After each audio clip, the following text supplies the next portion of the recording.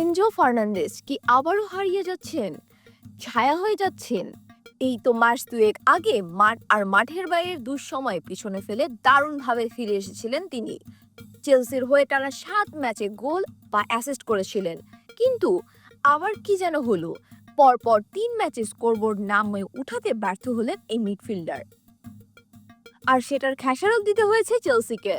৩ ম্যাচের সব কয়টিতে পয়েন্ট হারিয়েছে তারা।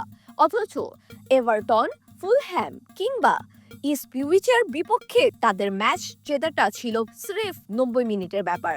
কিন্তু এক ড্র আর ২ হারে সব হিসেব এলোমেলো করে দিয়েছে তারা। বিশেষ করে নবাগত ইপসউইচের বিপক্ষে ২-০ গোলের হার বেশি পীড়া দিবে তাদের। লেবুর সুঘ্রাণ আরো বেশি, ত্বকের যত্ন আরো বেশি, চলে আরো বেশি। আপনার পকেটে কি বিদেশি না বাংলাদেশি? ইনজো অবশ্য চেষ্টার কমতি রাখেননি।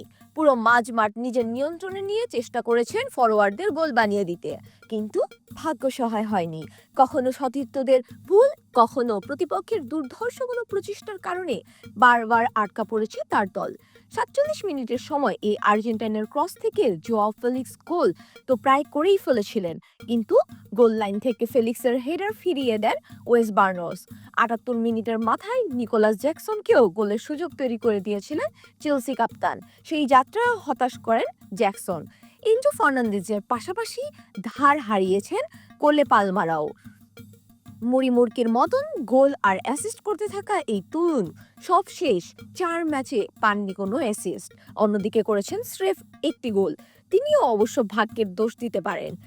ইসউইচের বিপক্ষে তো তার একটা শর্ট গোলবারে লেগে ফিরে এসেছে। দলের ২ তারকা যখন দুর্ভাগ্যময় সময় পার করছেন, চেলসি তখন ব্যস্ত পয়েন্টে হারানোতে।